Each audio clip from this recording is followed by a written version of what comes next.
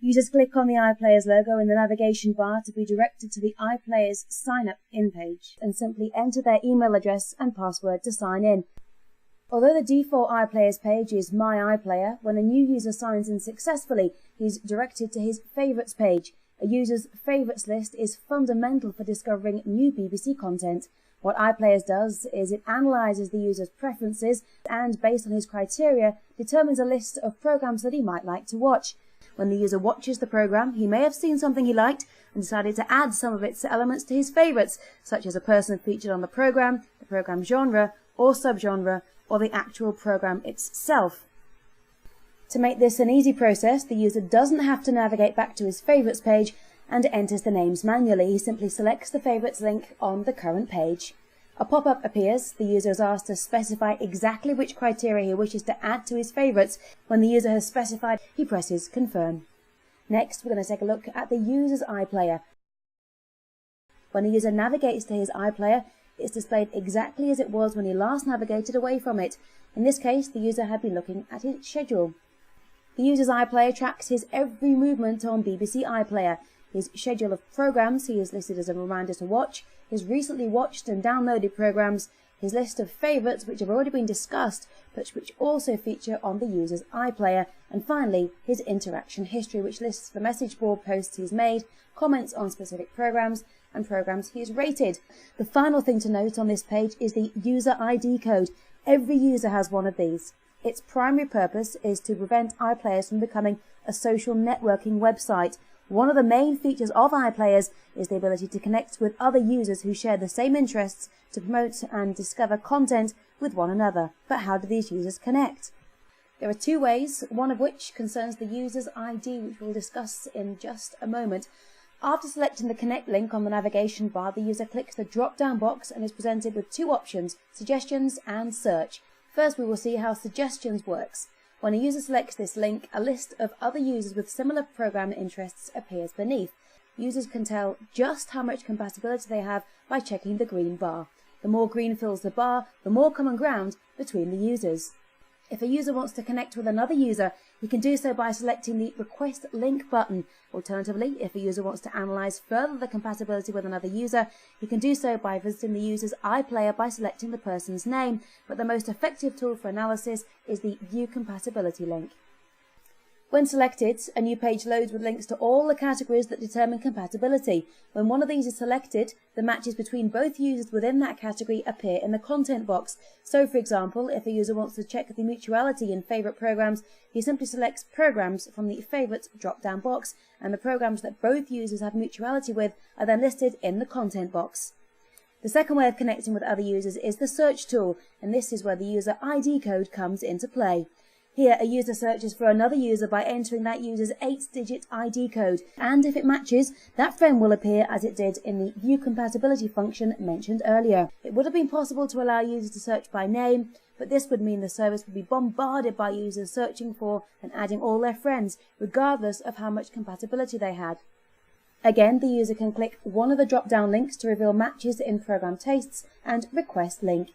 But how does it work for those on the receiving end of a link request? Well, users start off by selecting the Updates link on the navigation bar. The purple text means the user has received something from another user that he hasn't yet responded to, either a link request or a program recommendation.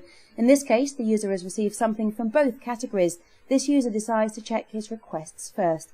All of his link requests appear below. For each request, he has the option of accepting the link, which means they'll be able to promote and recommend content to one another, or just allow follow, which means the user is allowing the other user to track his movement, but is unwilling to send recommendations or allow the other user to recommend content to him. When looking at these requests, it's possible again to view the user's iPlayer and analyse compatibility. If the user doesn't like what he sees, he can also reject the request or even block the user from ever seeing his iPlayer again.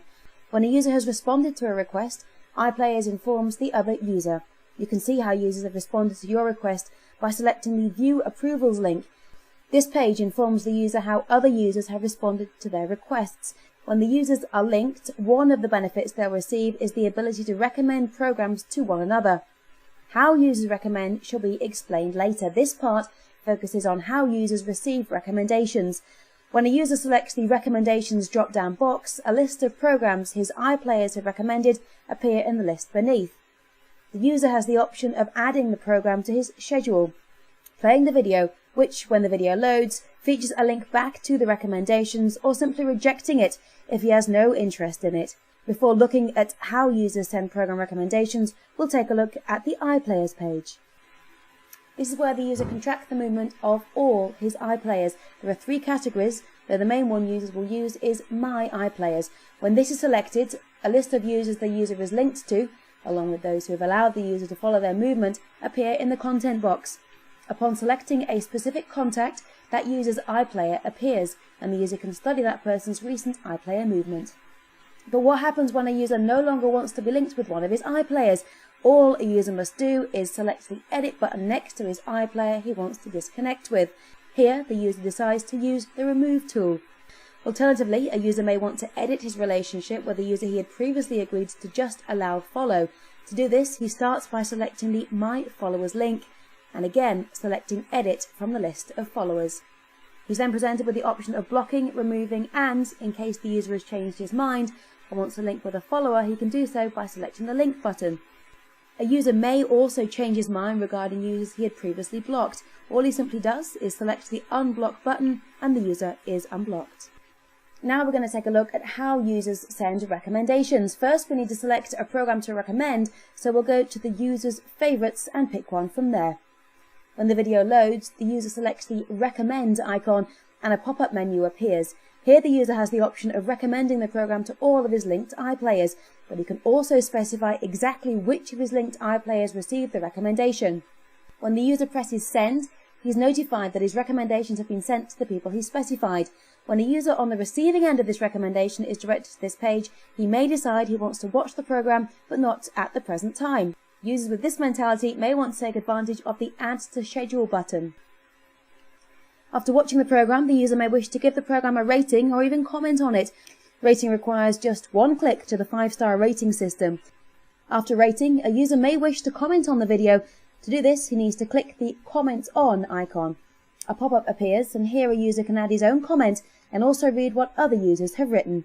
When the user has written his comment in the text field, he selects Submit and confirms that he wants to publish his comment. When this has happened, he receives a notification that his message must be reviewed before it is published. This is to ensure that no harmful or offensive posts are published, only those comments relevant to the program.